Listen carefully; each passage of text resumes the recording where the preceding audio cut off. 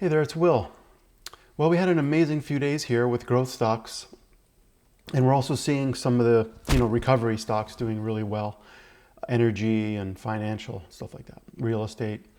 But I wanted to show you kind of my strategy, and that's using the fundamentals, like some basics on growth, revenue growth, earnings in some cases, and then also combining that with the charts. And I think that's the key. Even with like trading or using charts, you can hold for periods of time. So I use the weekly charts, and that'll just prevent you from getting chopped up in the daily activity. So if we look at, for example, there's been an unbelievable rise in the EV stocks, battery charging, cannabis, and then we're seeing, like I said, the oil and the financial and other retail and all that stuff. So if you look at this weekly chart, as I mentioned in other videos, I use the 8 EMA, so it doesn't matter what time frame you're looking at, but this gives it a nice smooth, you can see. Now when you start to get vertical or parabolic, it can be a sign that there's a lot of emotion, and it can be, and usually you end up with a drop down to a normal level.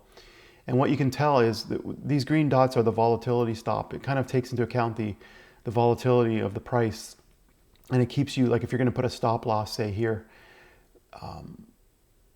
I've talked about in the past where you would have maybe the 8 EMA as a stop, but sometimes it comes close or crosses it a bit. So if you want to be a bit below that, a lot of times this green dot shows you, a possibility. And but you see here, it's going up above the 8 EMA, so it's getting, it's closer to the price. So that's one sign that, that things are getting a bit overheated. But when you look at the fundamentals, there's different ways to do this. One way is in TC2000, you can scan, or you can look at the fundamentals, but you can also scan for certain things. So you can see here the earnings per share percent change last quarter is 60%. Gross margin. You can see percent change in revenue. So sometimes you'll have a revenue increase, but you don't have a lot of earnings yet because they're using the money to reinvest it, kind of like Amazon did. But this stock in particular, if you're looking at EV stocks, you can look at the vehicles, get to know them, see what they're doing, what their plans are, as well as some of the financials. So the other thing is the relative strength, which is the amount of increase in price versus the S&P 500. So you'll see that the ones that do really well, they tend to keep doing well. So over here on this page, I have a scan on TC2000 for relative strength at a new high. And that's, so if you want to get TC2000, I got a free trial or a $25 off if you decide to purchase, link in the description below. What I plot here is the relative strength versus the S&P 500. So it's not just a matter of looking at the chart and saying, oh, this one's going up, but to find ones that are going up more than the S&P. So they're showing a lot of strength. And this actually is interesting because it shows an increase in the relative strength. So not just the price is going up, but it's going up more than the S&P, because the stock market might be going up, and this shows that this goes up even more. So when I filter for stocks that are at a new high in the relative strength, I get the pretty much the EV sort of plays, and then you don't have to say new high though. You can say increasing or things like that. But so if you want to look at fundamentals, there's also Other things like Seeking Alpha, if I look at this company CRNC, I can scroll down and see that the revenues are increasing annually. Earnings per share, I can see that they beat the earnings each time, and they're estimated to beat it again.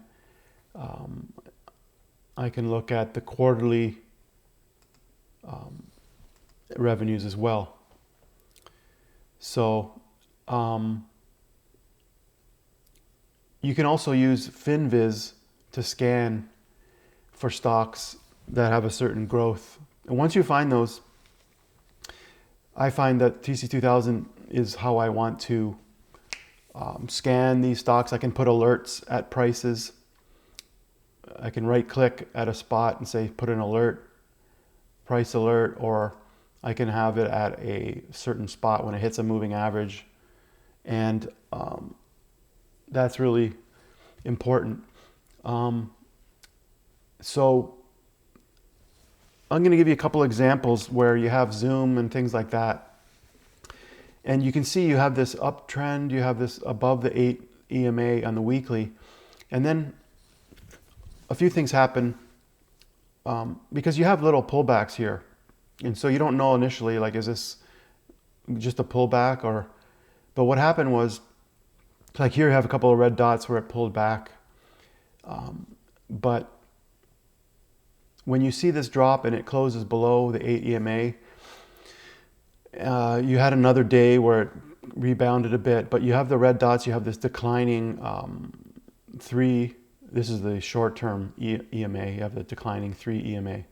So you do get some declines when it pulls back, but so you kind of have to watch. Now this would have been, this gap down here would have been the final straw if you didn't get out at this close here. But now you can see that you had a good week where it came back and people are thinking, it's a bullish engulfing, it engulfed this candle. But you can see how there's a little bit of a wick here at the 8 EMA, and now we have a down day on Monday. And so a continuing downtrend. And you can see here the sort of the MACD momentum is going down as well. So I wouldn't be buying this right now. Some people try.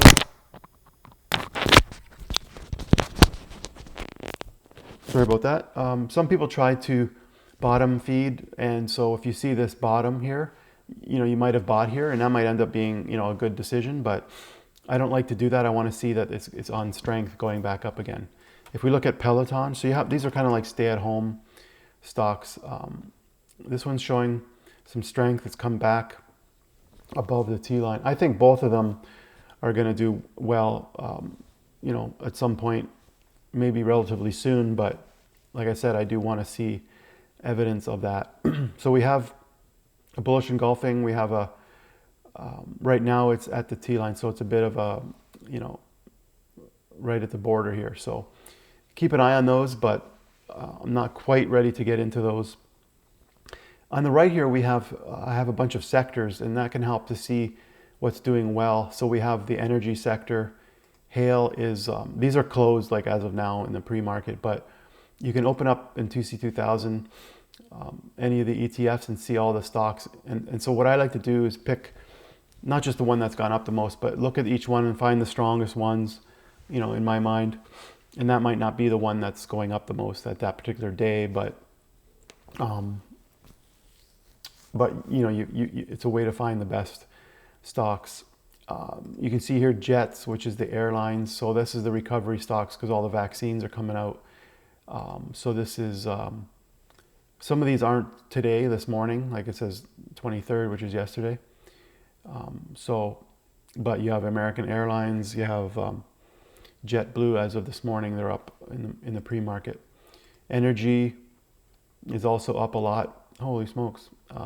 So if you open that up and you can see Occidental, for example, that's already up 7.5% this morning. ExxonMobil, Halliburton, stuff like that. So oil's doing really well. If you go to the drill down chart So this is a way of looking at sectors and sort of top down as well as the fundamentals. You can see energy is at the top here, and that shows you all the companies that are in that sector, or you can go down to the index of that, the individual index within the sector. And that'll give you some great ideas. But what I do now is I'll just check the fundamentals, see that the revenues are increasing and the earnings per share is increasing and the projected growth.